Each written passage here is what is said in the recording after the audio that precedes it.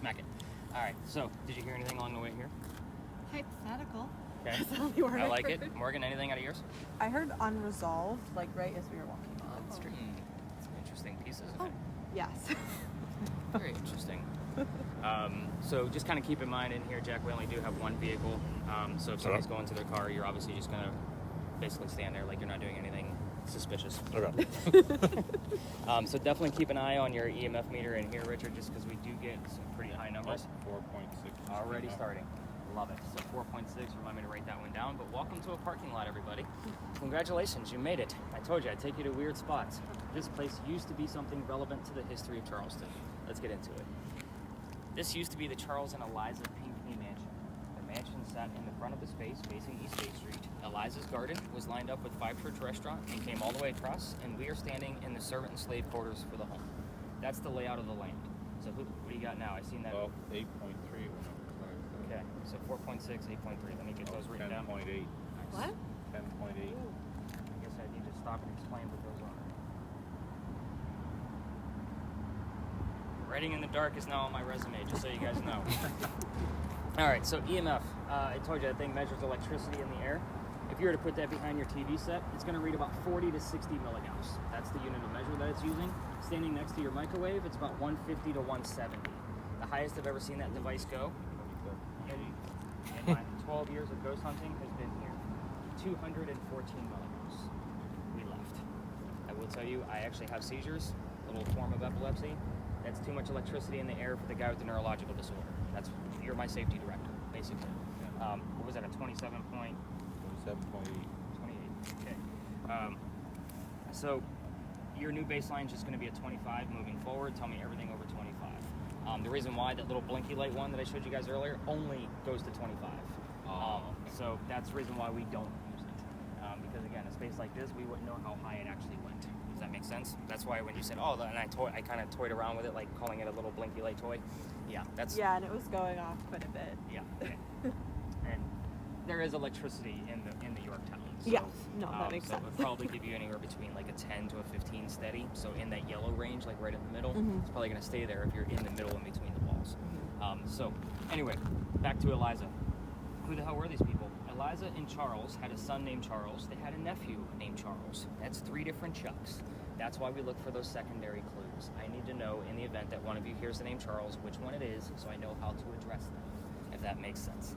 So the son and the nephew were signers of the Constitution for South Carolina. That's a big deal for us, but I hate politics more than everybody here. We're going to move on. If I don't give them that recognition, they're going to do it for me very nastily through one of your communication devices. So we're going to move on to Eliza. I just give them that recognition, and we move on very quickly. Eliza marries Charles at a young age according to today's standards. I say it that way because if you're going to ask her how old she was, don't expect numbers like the colonial days where she came from, like 12 and 14. Think of today's standards because her husband was over double her age. So kind of a creepy age gap then, creepy age gap now. But anyway, back to Eliza. She marries Charles because her father is over in England. He thinks he's dying. He's trying to bring all his children home one last time so he can see them. Eliza doesn't believe he's dying. So she stays put, gets married. It's 1744. You don't get married in that year to get a green card. We are not a country yet. So this was a true love story. Don't poke the bear. There's no love affair, no foul play with the marriage. True love story here, folks. She remained a widow after his death. So, and obviously he went first because he's over double her age. So kind of putting that out there. Back to Eliza. She was correct. Dad did not die right away. Instead, he starts sending her gifts from England to where you're standing right now. One of those gifts happens to be the plant seeds of indigo. That's a plant that makes blue dye that makes her blue jeans blue. Some of you are wearing it tonight. That's how we use it. When she got her seeds, she didn't know what to do with it. She had to learn from her servants and slaves how to keep it cultivated. It's obviously not hot here all the time, but she learned how to keep it going. She learned how to make the dye. Then she moved it to a cash crop, got a hold of Dad, told him the rice plantations are going downhill. We're going to make a killing with this indigo.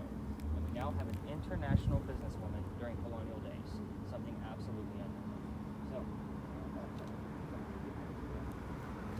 But anyway, so that's kind of like the boring business stuff of Eliza. Let's get into the weird stuff, because that's why you guys are here. So what's going to happen is with both communication devices, I'm going to give you guys like some focal questions. Again, keep in mind your answers can go anywhere. We're running a voice recorder, and Jack's camera also has audio. So if you ask a question, Barb, one of these 3 devices can also get the answer. That's why you're going to tell me all the weird stuff. So you're going to go after Eliza's death. So she's pretty open about talking about it, and the things that we normally get out of her are how old she was when she died, how she died, where she's buried, and which president was a pallbearer at her funeral. So again, 4 major questions that we commonly get the answers to. If you decide to go rogue and ask your own questions about her death, just make sure that they are respectful. It's the only thing that I ask in this location. So for you, Miss Morgan, can you see a mansion behind you? Is there a mansion back there? Okay, you're going to ask what happened to it. Okay. And if you get that kind of tragedy, I'm giving you a clue that it was indeed a tragedy. We will often get 2 or 3 numbers from the date of the exact occurrence of that tragedy. I'm trying to think what else can I give you. I would also ask Eliza's maiden name. See if you can get that, because she actually goes by her full name. So it's Eliza, maiden name, Pinkney. Okay. So I just want to see if that's going to come out of your device tonight. I normally throw that question to another type of device because we commonly get the answers out of that, but not using that device tonight. I want to see if we can get it out of one of these. So we are going to spread out in here. We're going to stay away from the one little vehicle that we have. Obviously, Richard's going to tell me everything over 25. Have you gotten any other ones? No. Okay, just at 27.8. Got it. So now that we are all pros here, so let's kind of spread out a little bit. We're only So gonna be, anywhere in particular? no, Just one wherever you round? feel compelled to go. Okay. And you don't have to ask things out loud. You could just focus on them. So Oh. there's no right or wrong way to do this. Oh, So really? whatever- You don't have to ask them out loud? completely up to you. I've noticed if you just stay focused on something, a lot of times we'll get the answers that way too. Okay. Just depends. What are you focusing on?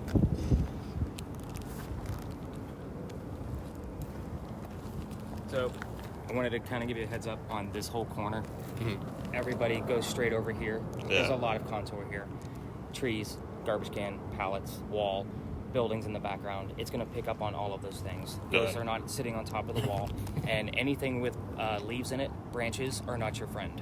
So bushes and trees and that kind of thing, ghosts are not hanging. It's always going to try to pick those up. Okay. Also, the developers gave me a heads up that it is always going to try to make something, into a person. So it's going to always try to have a head, torso, arms, and legs.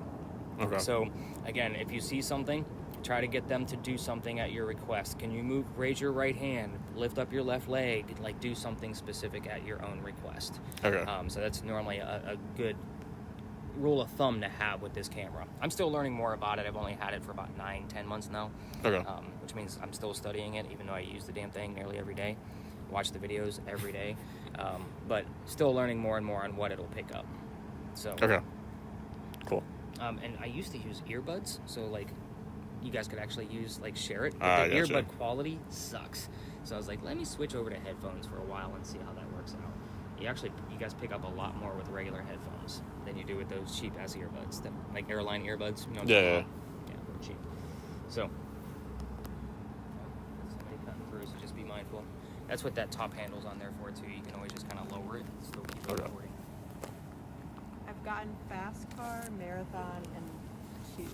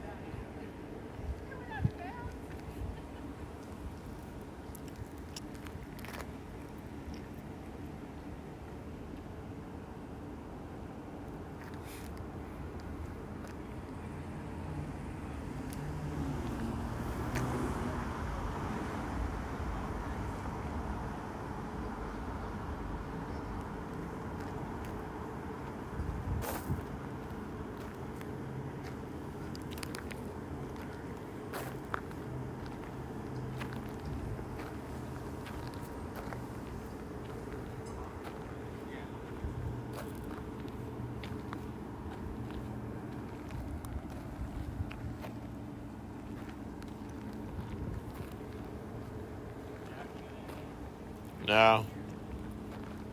A lot with the leaves, but just like the leaves. All those leaves are in front of another leaf. That's why I usually say we can put an axe to those. It's too easy to like fully label it. Oh, it'll also pick up shadows. So if you point it in this direction, you should pick up our shadows on the ground. It's an absence of light. Yeah, getting some. So More. it's not a ghost laying on the ground. It's you. Yeah. So I usually joke around with people. Little kids, if I hand that to a kid, they're like, "There's a ghost on the ground." I'm like, "No, that's your shadow, buddy."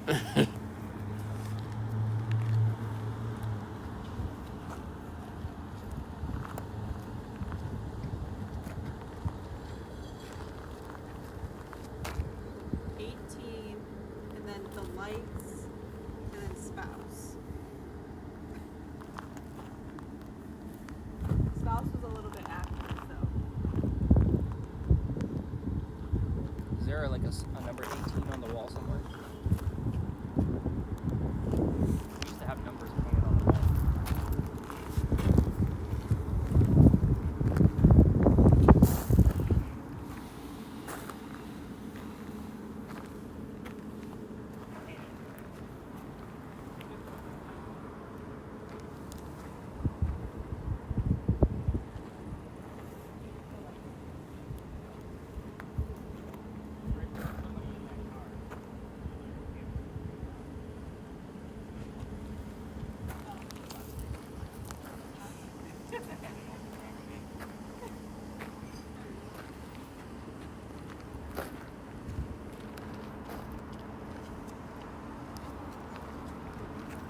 Got anything cool? No. It's not even picking them up. They won't pick them up.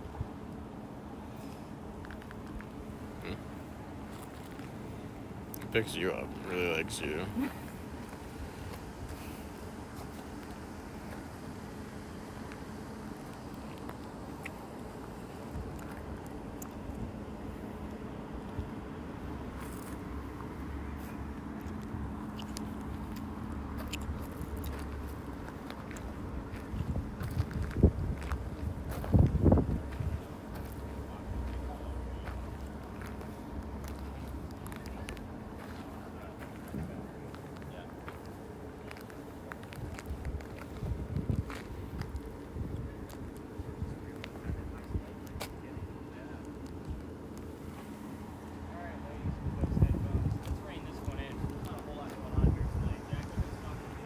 That was by the market. Yeah. Morgan, did you hear anything? It sounded almost like a 20, but like not fully, and yeah, not much of anything.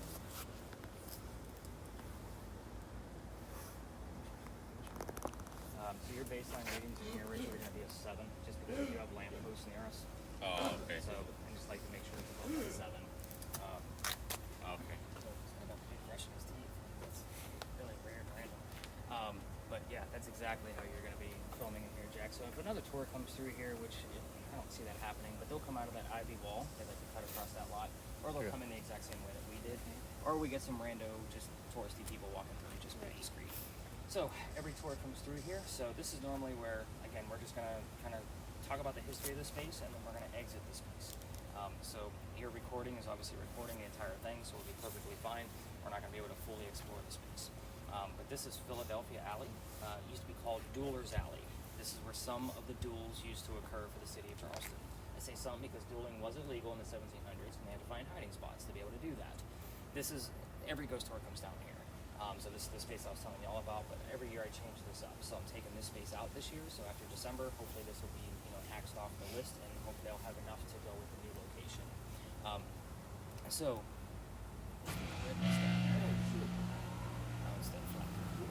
wait a minute. Am I seeing things? What's going on down there? That red flag was kind of bunched up. So here's how the story goes. We all tell the same story. I'm just going to give you more details because you're ghost hunting, not a campfire marshmallow kind of ghost tour. So a doctor moves down here from Rhode Island. His name is Dr. Joseph Brown Ladd. If you guys are listening to your spirit boxes while we're here, it's completely up to you. But if you do hear the song Brown Eyed Girl, it's not coincidence. We get it here all the time because it's part of the doctor's name. Dr. Joseph Brown Ladd. So with that said, he moves down here because he's supposed to get married to his fiancee Amanda. Amanda just inherited a bunch of money from her dead parents. So let's pick up all the spots along the wall there, as I'm sure you can pick up. See, you guys are all like staring at it, like, what the hell's he got? Almost looks like he's waving at us, but that would also probably make him about, I don't know, 10 feet tall. So I also like to put a person in reference when we have stuff like that so we can see the height reference.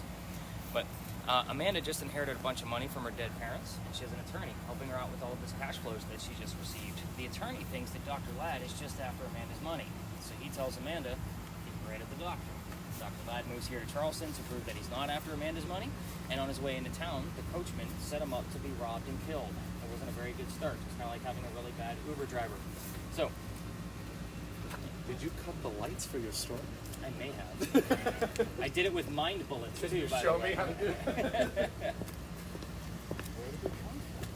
Where did he come out of the wall? Yeah. Yes. Oh, yeah, that's a rocket. Really quiet. Yep. I didn't even learn from it. Very weird because I don't have a whole lot of friends in this industry, but he's one guy that passes me up every night. Oh. Because he's, you know, at some point we cross paths, so he usually says at least tell me what's up.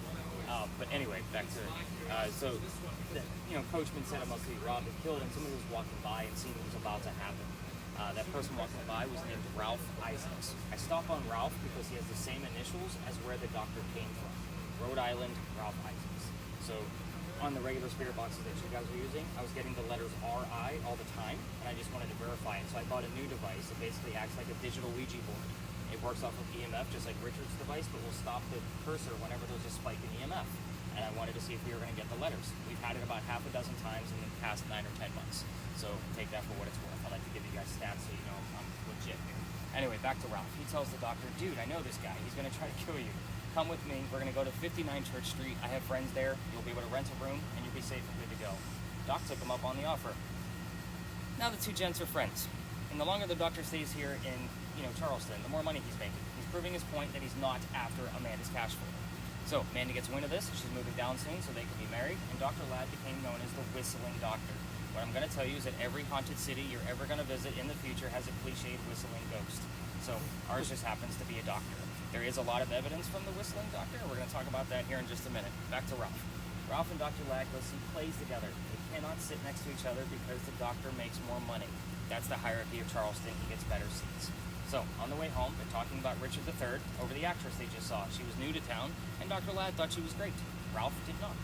It turns into an argument, and then Ralph is then insulting the doctor's fiance back home in Rhode Island. It gets really ugly, and they go their separate ways.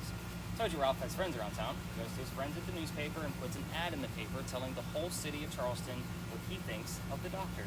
Kind of a, you're a disgrace to society kind of BS. Doc saw the ad, but rebutted with, let's go to Dueler's Alley. We're going to settle this once and for all, and somebody's going to die. Remember that this whole argument started over an actress, which is just stupid, right? So anyway, the two gents came down, they took their 10 paces away from each other, and they turned. The doctor pointed his gun in the air and shot. He did not want to kill his friend, which is often what happens at a duel. But Ralph has his one bullet. He puts it in the kneecap on the doctor. Dr. Ladd didn't die, but he dropped to the ground, and Ralph proved his point. He's pissed off and not willing to forgive. So, Doc's friends picked him up, took him home to 59 Church Street, where he dies 10 days later on November 2nd of 1786 after refusing medical treatment. I'll point out two things. It's 1786. Gunshot wounds are a lot different back then than what we know of a gunshot wound now. He's a doctor, so he refused the treatment, thinking he probably just had lead poisoning, and tried to bleed it out himself, but he failed, because he died. So, every ghost tour tells you to listen for the whistles. Luckily for us, we have a video camera running, plus my voice recorder. We're going to capture a whistle. It's going to show up on one of our two devices. Not to say that we haven't had the whistling part of a song and the word doctor immediately after from a commercial. Like a doctor, we get it all the time. Dozens, in fact. So just take that for what it's worth. You get the numbers 59, Amanda, all kinds of things show up from this location. We're going to be hoping to get bleed over from this location into the next one. If you're going to try and capture the whistles on your own, using your own voice recorders from your phones while walking all the way through, I can't take you all the way through because I've been kicked out of here. We're going to talk about that. That's the fun part of the story. Keep in mind, every local knows the story. Anybody walking up and down Cumberland Street or Queen Street throws a whistle down the alley. We all do it. I'm guilty of it as well. So just kind of take that for what it's worth. So let's talk about how I got kicked out of here. I don't know if he was actually playing them out or not, but the The ones up here are a little more harder to find. But this alley didn't go all the way through the way we came in. There was a wall halfway between us and Cumberland Street, right about where that dude was brushing his teeth. So the reason why is because this was called Cow Alley. This is where they kept the livestock for the city of Charleston. So cows and chickens down here. What does that mean for you guys? Those bricks down on the other side are older than the ones you're standing on. Those are sun-dried bricks from slave children. There's a full handprint from a slave child down there, fingerprint swipes and others. I used to take my groups all the way through here before I knew what I was doing, and would show off just the handprints to show people how far we've come from slavery. Nothing paranormal about it. I treat that brick the same way I do a grave, right? That kid's not going to be there. November 26th of 2020, my entire group of 10 is huddled around that brick, waiting for something to happen with the gear that I gave them. I'm trying to shoo them along, because I know nothing's going to happen, but also because it's right outside the dining room window of the beautiful mansion at the end of the alley. I'm just trying to be respectful to the neighbor. He came out screaming. I didn't realize I was out of bounds for tours at that time of night. My daughter thought it was great because her dad's getting yelled at, and we moved on. So the next day was Thanksgiving. I don't tour on Thanksgiving because I worked for Walmart for a good many years, and you guys like to fight over towels. I don't do Thanksgiving anymore. So the next day was the 28th. The dates are relevant. Hang in there. I called my partner that I had at the time, and I told him what happened. He laughed his ass off, just like my daughter did, and he said, dude, you're only allowed to go down halfway. It's residential past that, so got to reroute your group. I told my group that night, it's Black Friday, I'm sold out again. So I told them, I don't believe in the next story because I'm a vampire guy, not a pirate person. So I didn't tell them who we were going to be investigating. Somebody hears the name Anne on a spirit box. We're going to be looking into the famous female pirate, Anne Bonny. So I was kind of like, okay, maybe we got something. We get up around the corner, I told them what little bit I did know about pirates in Charleston. Somebody else, here's the number 300. I don't know what it means, I write it down. I do the research, we were there November 28th of 2020. Anne Bonny's trial for piracy was November 28th of 1720. We were there on the exact 300-year anniversary of her pirate trial. I was actually pissed. Let me tell you why. I think I've already told you I have a master's degree in creative writing, so all of my degrees are in writing. Whenever I'm writing fiction, and especially doing this, I need facts and data, especially this, to base things off of. Pirate stories come from pirate lore, which were written 100 years after the alleged occurrences. Do you know how many books I've read on pirates trying to make sure like our little 15 minutes of fame over there is going to be legitimate? Half my library at home now is pirate books to try to make sure what we're doing is a legitimate thing. I watch documentaries, playing video games on pirates. I just want another version of the story. So I will tell you everything I'm about to tell you at the next location is a minimum of 2 resources. That's the common goal that I looked for when I was taking these notes. Secondly, it is a big roll of the dice if she'll even be there. She is said to be seen all over town, but I'll tell you why we will be at that specific location once we get up and around the corner. Did we hear anything? Because I know yours has been running. Yeah, you won't break my soul is the only. Wow, that's pretty deep stuff. You won't break my soul. Did you have yours on? Or are we I've kind of focused? listened to you. I know. It's not easy to do both. No, So, no. because I talk fast too. Yeah. So before we leave the space, the gate behind me, I always like to point that out because even the other tours that come down here don't know what this gate is. I told you the alley didn't go all the way through that way. So if there was a loser to the duel down here, the dead guy, this was the shortcut to get to the cemetery on the other side of the wall. I call this the death gate. The wrought iron was probably put there in the early 1900s, but you can see that the archway is definitely part of the original wall. So I just like to point that out. It's kind of like a little fun fact nugget of Charleston that not many people actually know, so I like to show it off.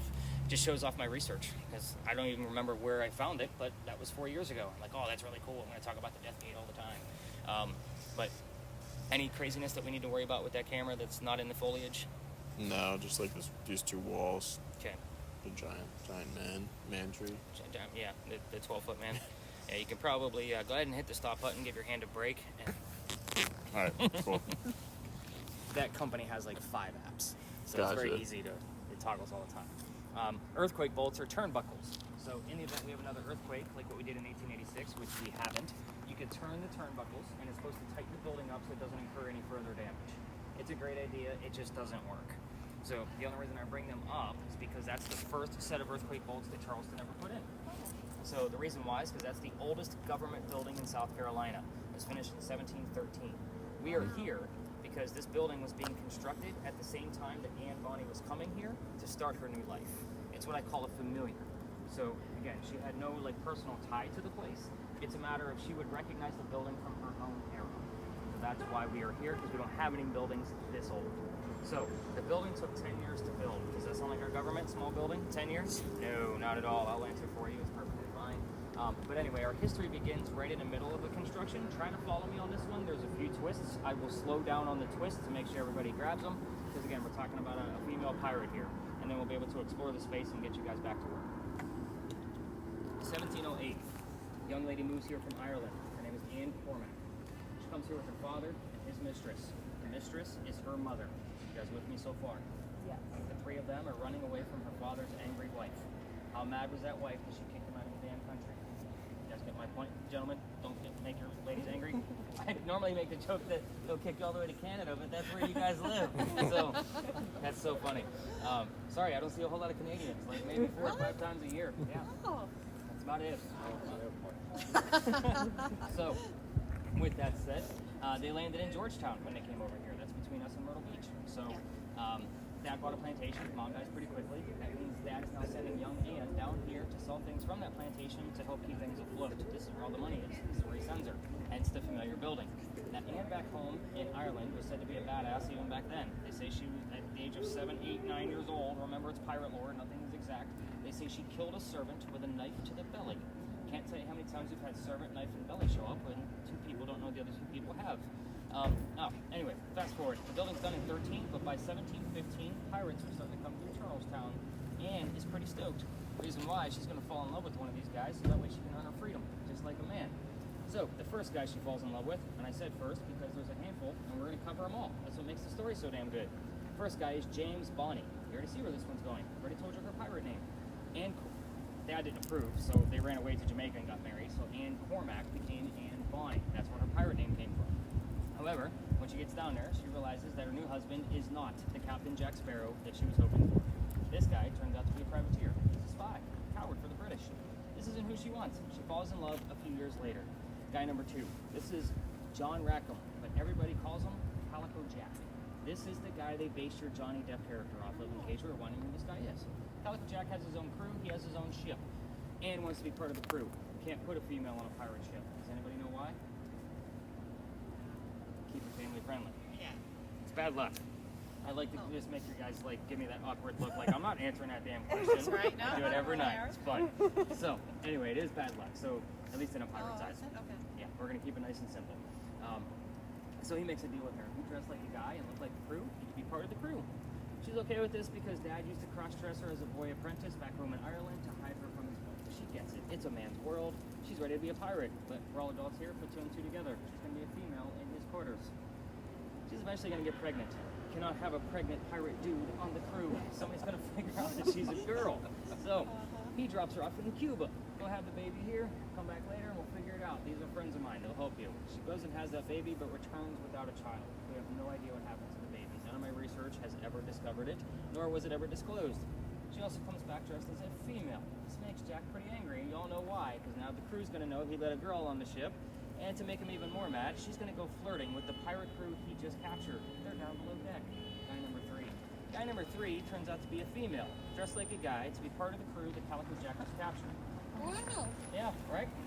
So, her name is Mary Reed. She went by Mark Reed to become a pirate. Her and Mary became friends, possibly lovers. We're not going to really know for sure because of the time frame. But the British find out where they are. They send a fleet of ships to come take down one pirate ship. The rumor is that Anne and Mary were the only 2 pirates not drunk enough to come up and fight with 1-bullet flintlocks because they don't know how to use cannons yet. They've been pirates for very long. Obviously, 2 ladies with 1-bullet guns are not going to take on a whole fleet of Navy ships. They get arrested. And as they're being arrested, Anne looks at her captain, her beau, Calico Jack, and she says, "I'm sorry to see you here, but if you would have fought like a man, you wouldn't be hanged like a dog." The word dog shows up a lot on communication devices. The judge, he wants to see the 2 quote-unquote men that fought back so valiantly on their own.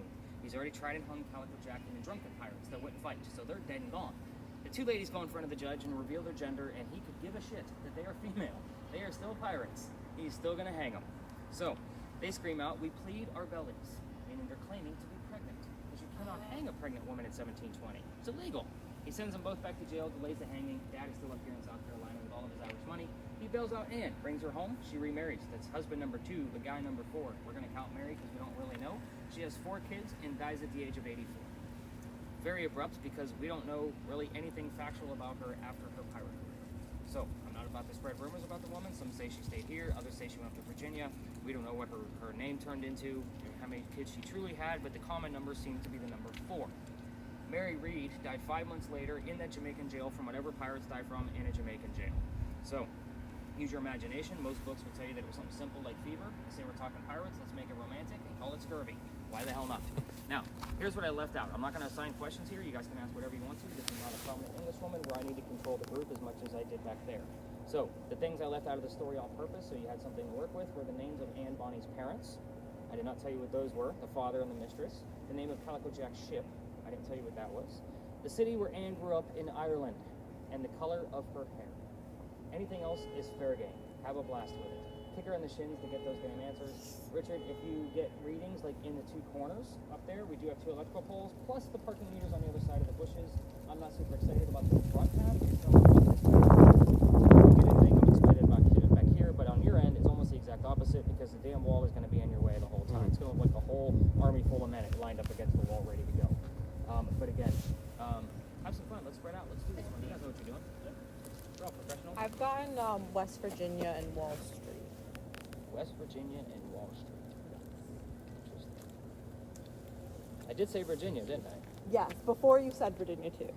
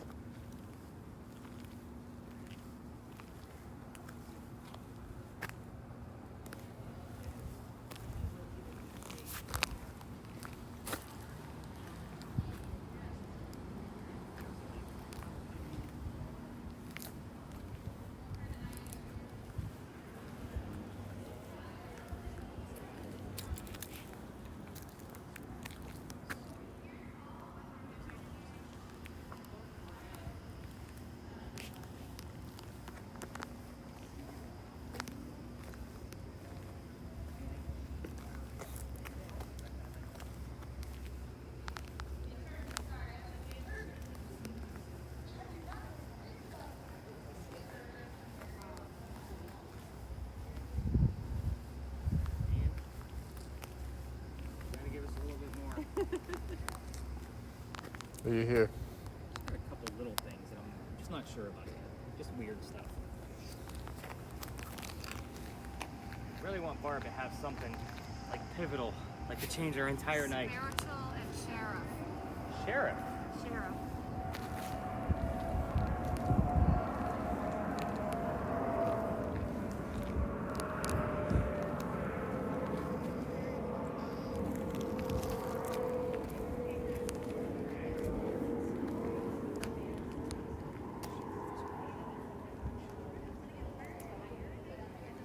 this location is really good for testing the shadow theory. Just because Yeah, I got a lot of the light shadows. is a lot brighter over here.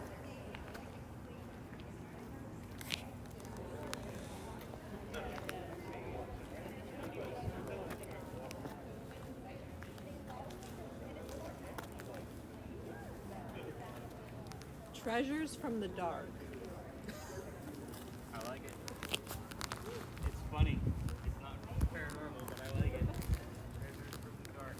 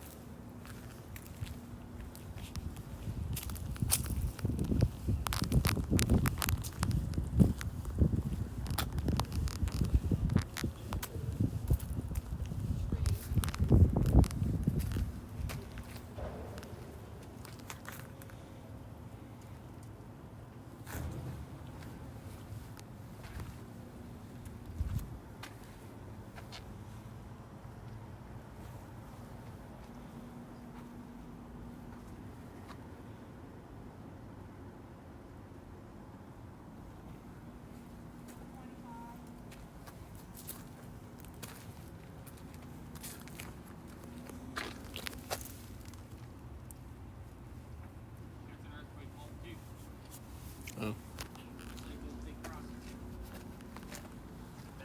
Way more modern. Do you know when these were put in? My guess is it's probably in the early 1900s, early to mid. Like the weird thing about this building is this is an apartment building. It's actually on all four sides. So if you think about it, those turnbuckles are overlapping each other like this through the floors. Huh. Just super weird that they would put them on all four. Yeah. But that's like the original, like Yeah, the first the first little building. in the front. Do you know why they built this building like directly behind? Was it just like an expansion? So this Leave the building, original. like you can see like the different brick line here. Yeah. So this part was kind of like, it didn't always serve in a war because there wasn't always war going on. So they Right. turned it into different things in between. So lawyers' offices, textile, mercantile. Okay. So this was kind of like just the storage for that building. I believe that it is still attached. Like they could still get to it. Okay. So it is a museum now. So they probably rotate out the uniforms and things like that for the exhibits. It's a small because it's super small in there. Yeah. Just enough to hold the gunpowder for whatever the war was that they were transporting. Yeah, I think I might have been there when I was like very young, but my family lives in the area, so like Oh, okay. some of my family, like my Gotcha. grandma and my uncle live here, so we've Gotcha. been here since I was young. But I've probably The been field there. trips go through there all the time. Yeah. Like it's a big field trip place because it is the oldest government building in South Carolina, so it's a pretty big deal. Yeah, that's pretty crazy. And it's cheap to get in, so it's easy to take a fourth grade class and go. Mhm. You know what I mean? Where's the like the coast or the water from here? What direction? Which coast? Either. Which So is the closest? battery is going to be down this way, Okay. and then your Cooper River this way, Cooper River. Ashley River. Okay. So this. Peninsula goes down this way. Okay. Gotcha.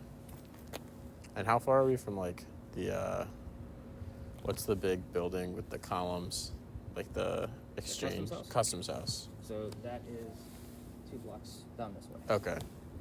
Okay. The garage where you parked at is right there. Yeah. Okay. Just wanna make sure you know I where get you're very at. confused at Charleston. I don't know why. It just. To me, it's really easy because first off, I walk it all the time. But when you look at it as a map, like it's a straight grid system. Right. Yeah. It's not like New York City or anything, but it is a straight grid. Yeah. So it's not like a whole lot of turning. I think I just get like usually around. caught up in the buildings, and I'm just looking at the buildings, and I'm down the completely wrong street. And then some buildings, I'm like, oh, that looks familiar, but then, You're like, oh shit, where are we? yeah.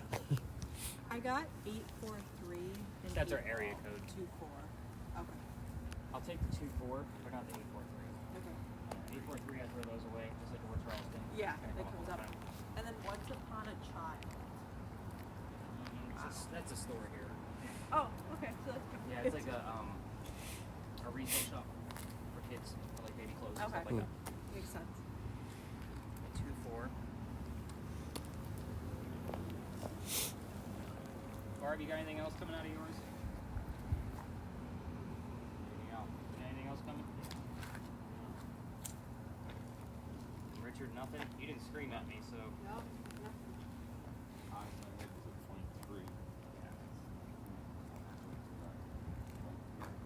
Alright. Anything crazy yet that I need to know about? No. Figured it has to be. Well, did I break it? No, it worked. She had them you're on. right. Yeah. Yeah, good job. It worked. I'm impressed. Look, sorry, I don't normally look at it from that angle. I'm like, did she get it? But well, you. Glasses? I don't Yeah. trust myself to not break these. I'll take the wrapper, by the way. Okay. Beautiful. Alright, so here's what to expect out of this whole ordeal. So don't put anything on yet. Okay. We're going to keep you on it for 10 minutes. When we're done, Jack's going to tap you on the leg. Take off your own headset, your own blindfold. That's when we're done. Okay. You won't be able to hear us. You will be telling us everything that you hear. Okay. So if you are too loud, Which I probably you will. might be, he's going to tap you on the shoulder. Okay. So that means just tone it down a bit. We have neighbors behind us. Just so you know, we're Yeah. on the cusp of a neighborhood. Okay.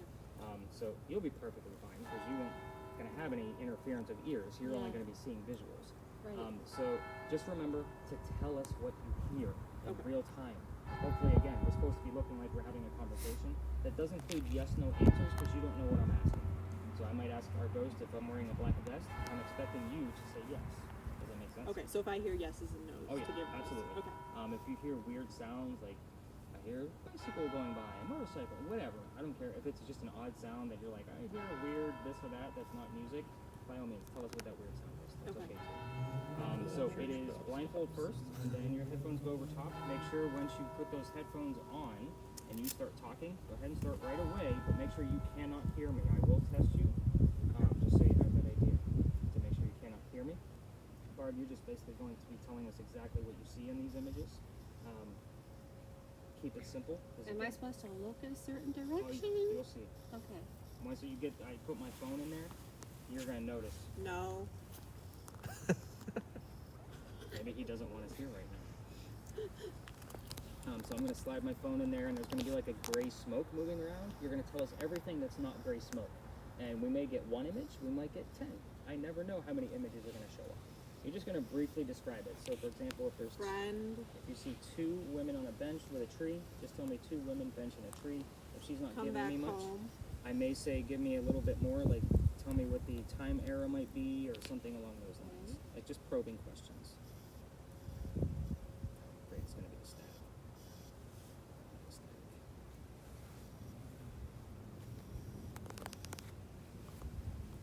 Trying to make it to where you know. Medical.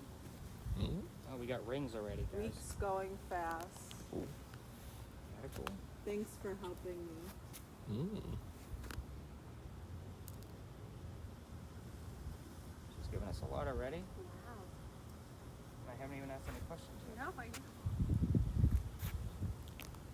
Crystal ball.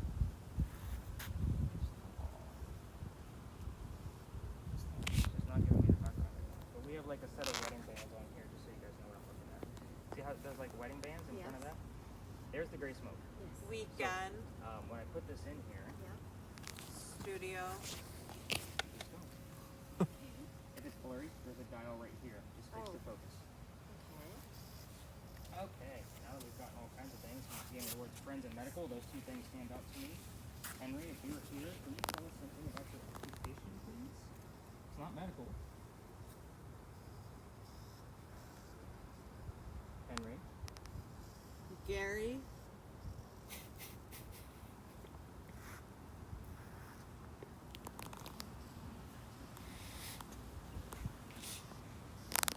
Oh yeah, you're supposed to be filming over here, Jack. Oh, They're sorry. gonna want to see this later on. So let's stay in pretty close. So Richard, come on and move forward a little bit. Henry Timrod, if you are here, this is Morgan. She can hear you. Senator. Oh, there's a face. Okay. A very unhappy face.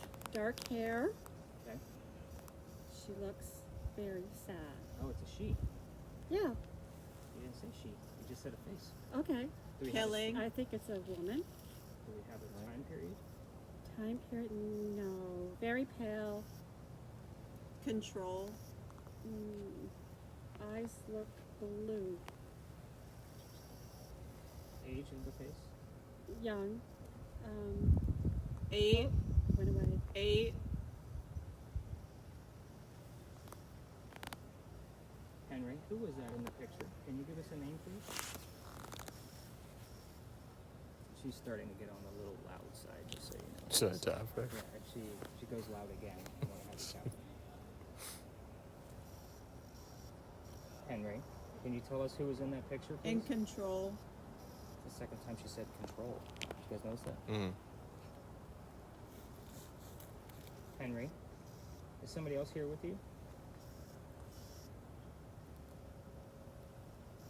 Being afraid of being blindfolded. She's doing very well. Normally people, like, they're really terrified. They'll hyperventilate, breathe heavy. Just good at, pull people out good of at this. getting in the Not zone. Stay. You don't want us to stay? Henry, do you want us to leave already? That's a yes/no question. Do you want us to leave?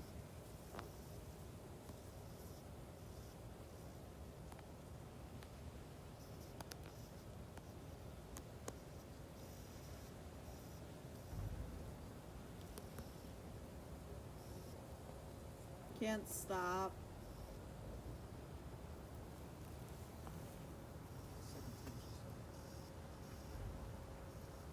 Now what do you got, Bart?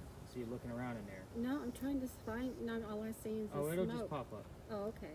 Oh, I don't have to move my head No, around. no. Oh, okay. Yeah, it's not going to come from side to Oh, side. okay. Always the same spot.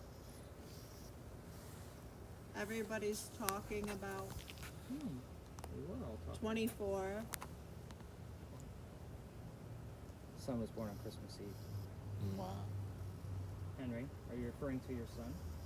That's a yes/no question. Or you could tell us the holiday. I'm okay with that. What does 24 refer to, Henry? I forgot to start the damn timer. How long do we think they were under? About 2 minutes? 3 minutes? Yeah, maybe 2 minutes. Did my watch die? It did die. Does anybody got a watch? I on? gotta watch. So we'll just say 3 minutes. So we got about 7 minutes left. Okay.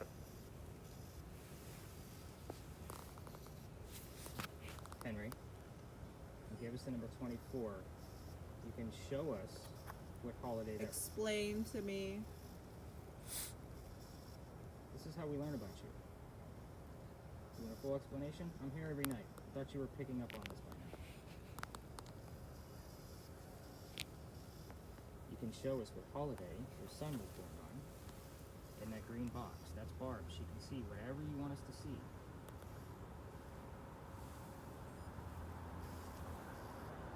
Should be pretty easy for you to be able to tell us, considering that holiday's coming up.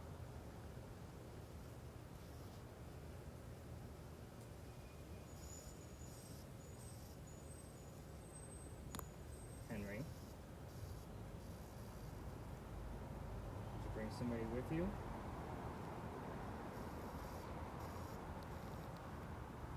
Money.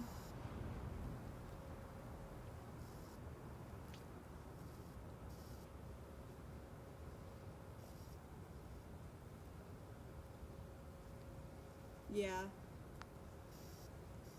Who did you bring with you? Give me their first name, please.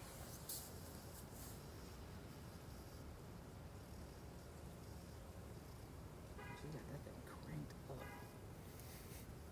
Yesterday. Who did you bring with you? Give me their first name, please.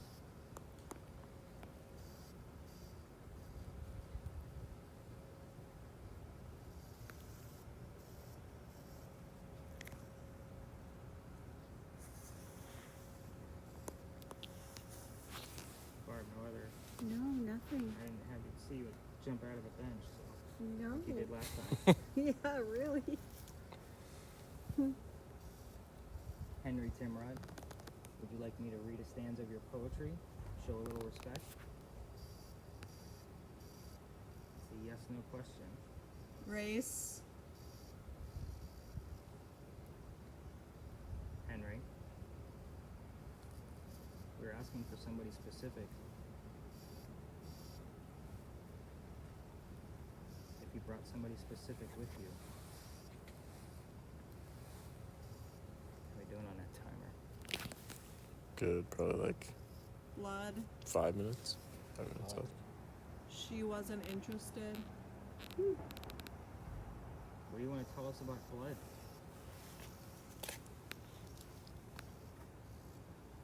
You know that's what we call your last page, the blood book.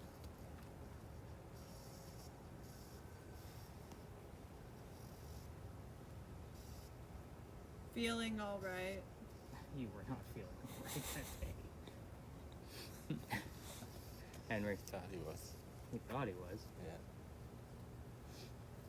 Didn't end that way, did it, Henry? Do you want to tell us how you died? It's a long word for you to say, but you've given it to us before. Low country. Oh, red ball. Looks like land, red land, like a ball, a red ball land. Okay.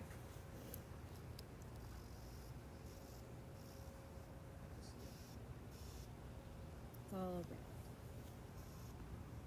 Red ball and red land. Well, it looks like, yeah, it looks like it's just sitting on land, maybe, with a shape. Producers. Henry, let's talk about your wife. We only have a few minutes left. Can you tell us the name of your wife? I'll even take her maiden name as a positive answer. Walk away. The Heat third, of the moment. the third time she told us to like leave. Stars tonight. The wife's maiden name was Goodwin, just so you know. So we have gotten like, I feel good, you know, that kind of thing. So we have gotten that as a direct answer. Be at the top. Henry, what was your wife's name?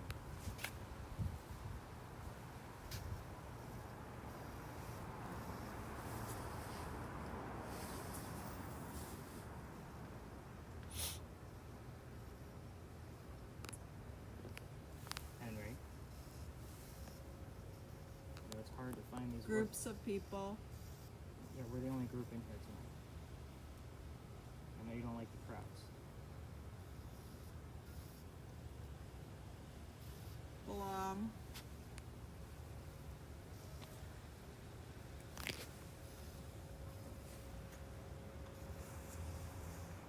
I like the rings that showed up earlier.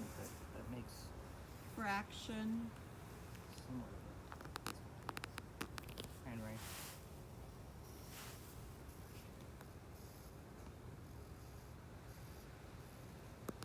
Let's go into something different since you gave us the word blood. Can you tell us the name of your friend whose cottage you The used? finals. Your final days. Can you tell us where you spent your final days, whose cottage that belonged to? Can you tell us his name?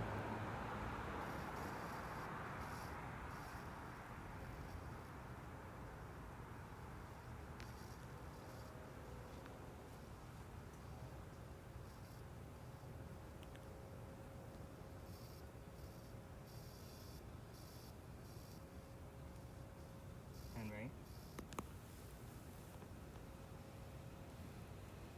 I'm ready. What are you ready for? You ready for us to leave? Great. Read.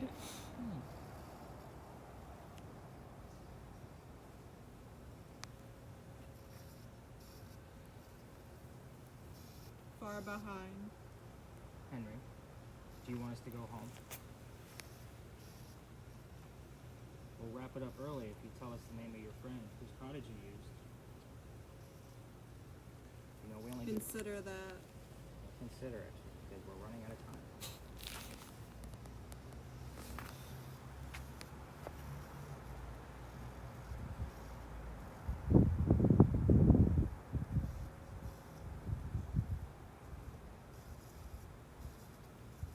Any last words, Henry?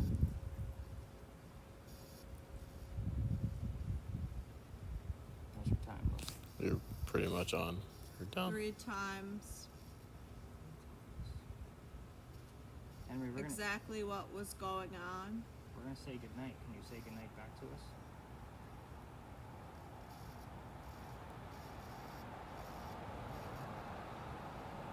Crazy.